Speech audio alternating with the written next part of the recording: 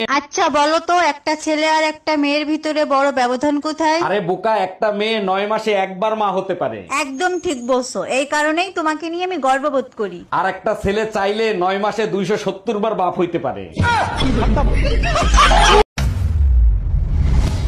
বাবু তুই এই মেরে ফিরাই দে, তুই এই মেরে বিয়ে করিস নে। তোর বাবা তোর জন্য যে মেয়ে দেখছে সে আরো অনেক রূপবতী। কিন্তু মা, আমি যারে বিয়ে করে আনছি সে যে আবার গর্ভবতী।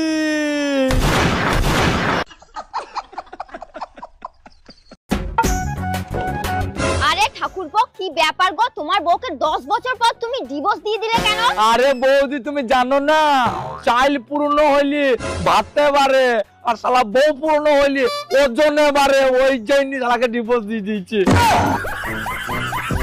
ঘাটু পুরো নিপুংস হলো তো।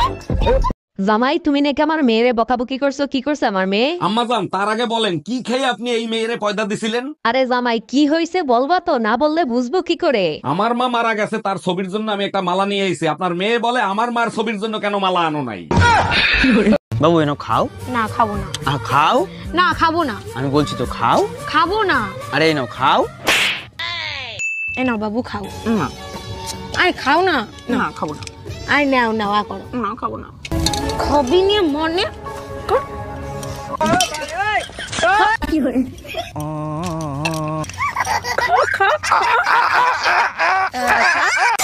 আপনি যদি ভাত খেতে পছন্দ করেন তাহলে খুব ভালো, আর যদি না করে থাকেন এই ভিডিও দেখার পর থেকে ভাত পছন্দ করবেন। কারণ ভাত খেলে আপনি 3টা উপকার পাবেন। সবচেয়ে বড় উপকার যেটা, সেটা হলো ভাত খেলে আপনি কখনো বুড়ো হবেন না। দ্বিতীয় উপকার যেটা হলো, ভাত খাওয়া মানুষদের কখনো কুকুর কামড়ায় না।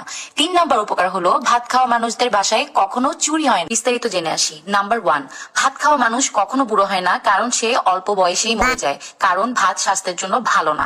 নাম্বার 2, ভাত খাওয়া মানুষদের কখনো কুকুর কামড়ায় না, কারণ বেশি ভাত খেলে মানুষ অল্পতেই অসুস্থ হয়ে যায়, আর তখন তাদের হাঁটার জন্য লাঠি ব্যবহার করতে হয়। লাঠি দেখে কুকুর ভয়ে পালিয়ে যায়, তাই সে কামড়াতে আসে না। নাম্বার 3, ভাত খাওয়া মানুষদের বাসায় কখনো চুরি হয় না, কারণ ভাত খেলে ঘুমের ক্ষতি হয়, তাই অনেক রাত পর্যন্ত জেগে থাকে, তাই চোর চুরি করার সুযোগ পায় না।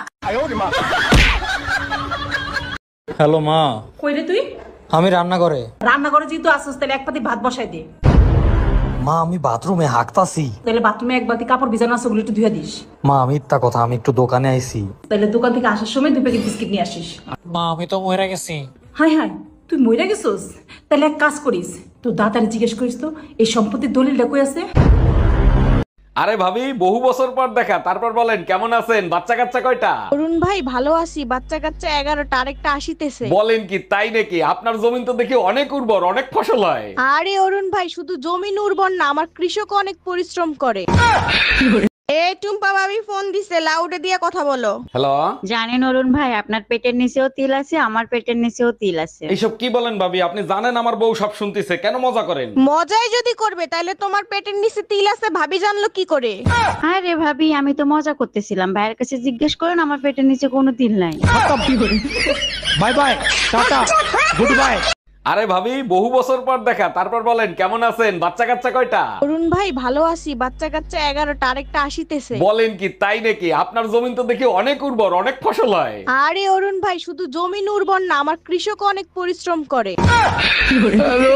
হ্যাঁ মা ভালো আছি, তুই ভালো আছিস? হ্যাঁ মা আমি ভালো আছি, বলছি মা তুই ভালো আছিস? হ্যাঁ মা ভালো আছি। ও মা, বলছি এটা না আমার শ্বশুর মশাই। ও তো বিয়াই মশাই ভালো আছেন? আরে বাবা, আমি জানি তো আপনি কথা বলতে পারেন না, আপনি যা বলার আমার মাকে ইশারায় বলুন, আমার মা ঠিক বুঝে নেবে।